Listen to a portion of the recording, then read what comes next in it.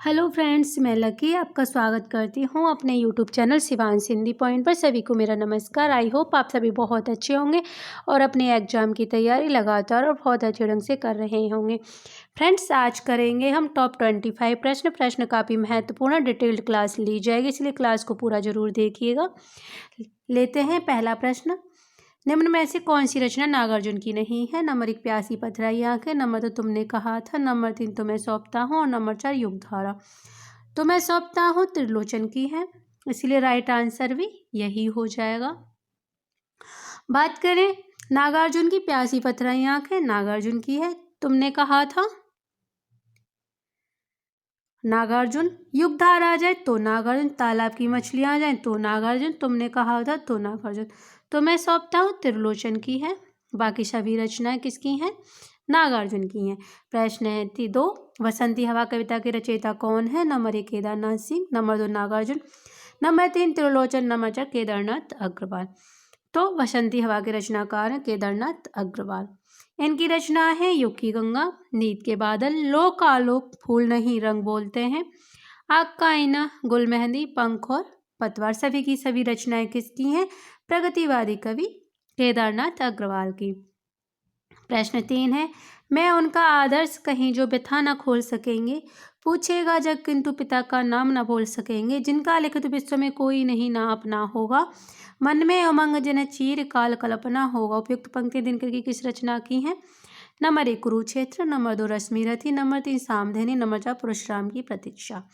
ये तो पता चल गया प्रश्न से, ये दिनकर की पंक्तियां हैं और कुरुक्षेत्र, रश्मिरथी, सामधेनी, परशुराम की प्रतीक्षा सभी की सभी रचनाएं रामधारी सिंह दिनकर की हैं।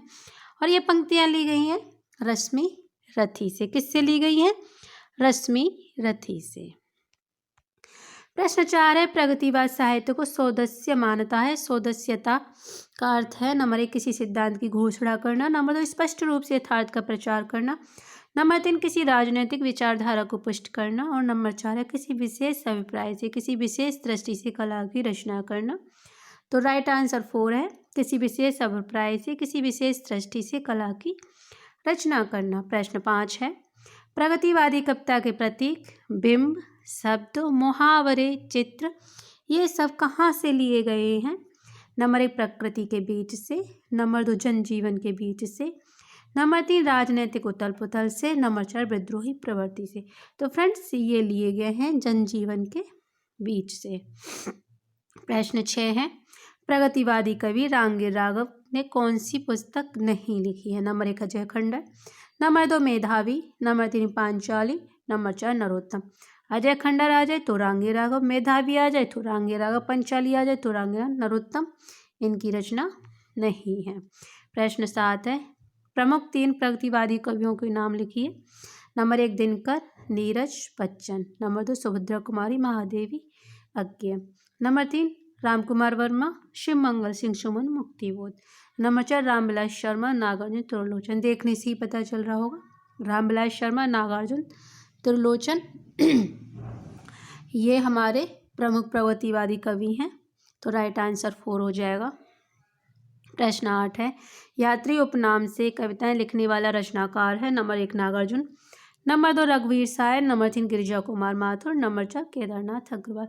तो यात्री उपनाम से कविताएं लिखते थे नागार्जुन। देखते हैं नागार्जुन के बारे में। इनका साहित्यिक उपनाम क्या था? यात्री। संस्कृत और मैथिली में यह इसी नाम से रचना करते थे, यात्री नाम से। और नागार्जुन का मूल नाम है वैद्यनाथ मिश्र, परंतु नागार्जुन यात्री इनके उपनाम हैं। प्रश्न 9 है, हिंदी में सोनेट का प्रयोग सब प्रथम किसने किया था? Number 1 Shiv Mangal Singh Suman, number 2 Trilochan Shastri, number 3 Shamsher Bahadur Singh, number 4 Kedarnath Agarwal. तो ये किया था त्रिलोचन शास्त्री ने, जिनकी अभी अभी हमने रचना पढ़ी थी, तो मैं सौंपता हूँ। अगर बात करें इनकी अन्य रचनाओं के बारे में, तो इनकी प्रमुख रचनाएं हैं धरती है, गुलाब और बुलबुल, दिंगत, ताप के ताए हुए दिन, शब्द, उस जनपद का कवि हूँ, अरगान, फूल नाम है एक, अनकहनी भी, कुछ कहनी भी। और बाकी की सभी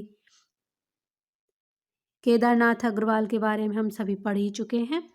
और इनके बारे में एक महत्वपूर्ण, एक त्रिलोचन शास्त्री को मुक्तिबोध ने अवध का किसान कहा है। किसने कहा है? मुक्तिबोध ने। किसको कहा है? त्रिलोचन को कहा है। और त्रिलोचन का मूल नाम क्या था? वासुदेव सिंह। प्रश्न 10 है, दो राह समय के रथ का घर घर नाद सुनो, सिंहासन खाली करो जनता आती है। पंक्तियां किस कविता से ली गई हैं? किस कविता से नहीं होना है, यहाँ होना है किस कवि की हैं, किसकी हैं। ठीक है, यह पंक्तियां किसकी हैं? तो ये number 1 Shivmangal Singh Suman, number 2 Ramdhari Singh Dinkar, number 4 Maithili Sharan और नंबर 4 महादेवी वर्मा। तो ये हैं रामधारी सिंह दिनकर की।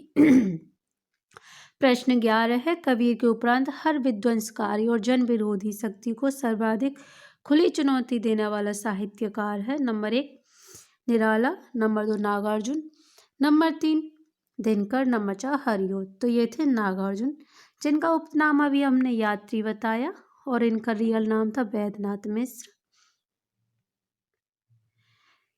नागार्जुन और यात्री दोनों ही इनके उपनाम हैं। प्रश्न 12 है, द्वंद्वात्मक भौतिकवाद विकास किस काव्यधारा का आधार है? नंबर 1 नई कविता, नंबर 2 समांतर कविता, नंबर 3 प्रगतिवाद, नंबर 4 इनमें से कोई नहीं। तो यह है प्रगतिवाद का आधार। प्रश्न 13, अब सुनवे गुलाब फूल मत गर पाई, खुशबू रंगो आप। काव्य पंक्तियों का संबंध है। नंबर 1 प्रगतिवाद कविता से, नंबर 2 प्रयोगवादी कविता से, नंबर 3 समांतर कविता से, नंबर 4 में से कोई भी नहीं। तो यह प्रगतिवाद कविता से।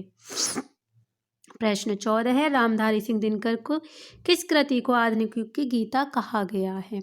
नंबर 1 रेणुका, नंबर 2 हुंकार, नंबर 3 कुरुक्षेत्र और नंबर 4 सामधेनी। फ्रेंड्स, यहाँ पे एक चीज भी ध्यान रखिएगा, प्रयोगवादी कविता, यहाँ प्रयोगवादी प्रगतिवाद कविता तो है ही है, साथ ही साथ ये भी बता देती हूँ मैं किससे ली गई है। कुकुरमुत्ता से ली गई हैं, कुकुरमुत्ता से ली गई पंक्तियाँ हैं, जिससे कि आपको ये ध्यान रहे, अगर ये ना पूछा जाए इन पंक्तियों का संबंध किससे है, ये भी पूछ ले ये किस रचना से ली है, कुकुरमुत्ता से ली गई है। कुकुरमुत्ता किसकी रचना है? ये निराला की रचना है, क्योंकि प्रश्न कहीं से भी पूछा जा सकता है। प्रश्न 14 है, रामधारी सिंह दिनकर कि किस कृति को आधुनिक युग की गीता कहा गया है? नंबर 1 रेणुका, नंबर 2 हुंकार, नंबर 3 कुरुक्षेत्र, नंबर 4 उर्वशी।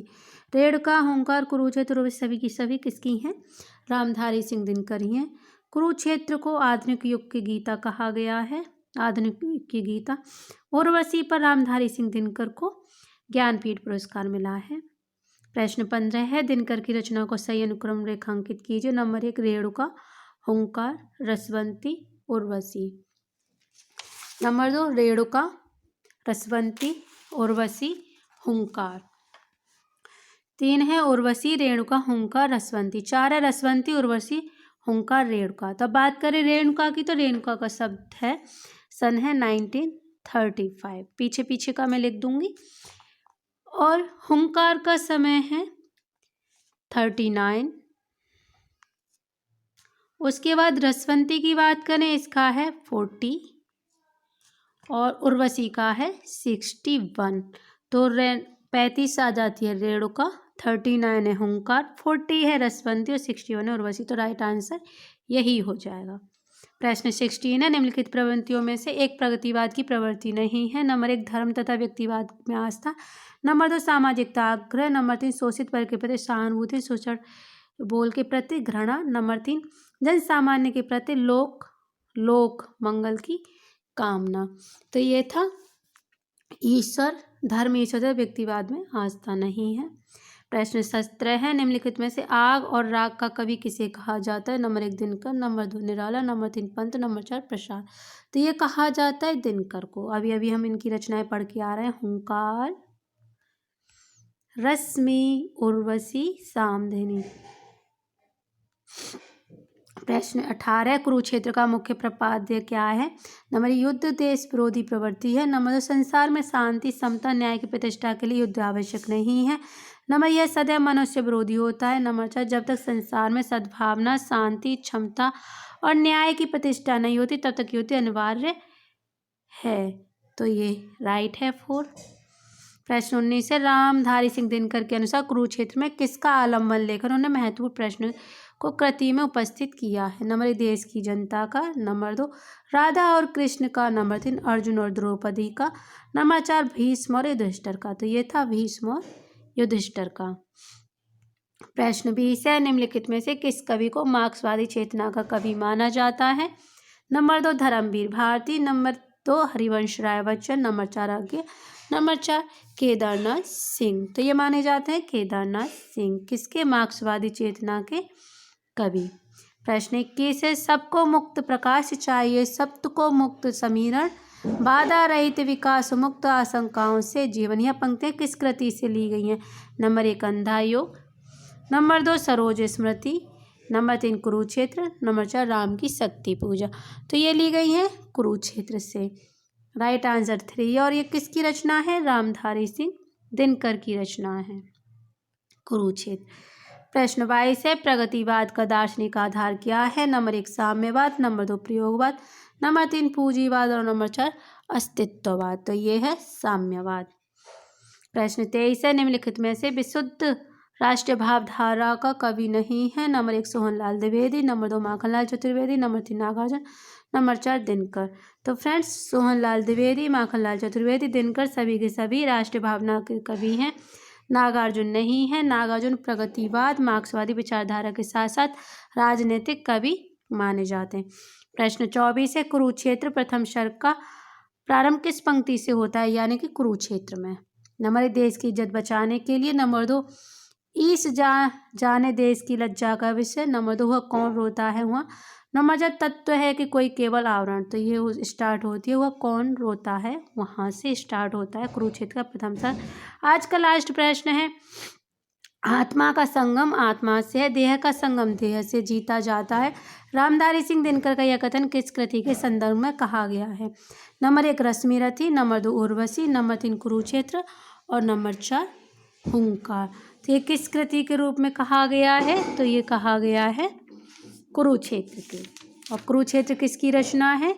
ये रचना है रामधारी सिंह दिनकर की। रश्मिरथी हो या चाहे उर्वशी हो, चाहे कुरुक्षेत्र हो, चाहे हुंकार, सभी की सभी रचनाएं किसकी हैं? सभी की सभी रचनाएं रामधारी सिंह दिनकर की हैं। तो फ्रेंड्स ये थी मेरी आज की क्लास। आई होप आप सभी के लिए महत्वपूर्ण रही होगी। अगर अच्छी लगी हो तो लाइक शेयर ज़रूर कीजिएगा और चैनल को सब्सक्राइब भी कीजिएगा। मिलते हैं कल की क्लास में एक नई क्लास के साथ, एक नए मॉक टेस्ट के साथ। वीडियो देखने के लिए धन्यवाद।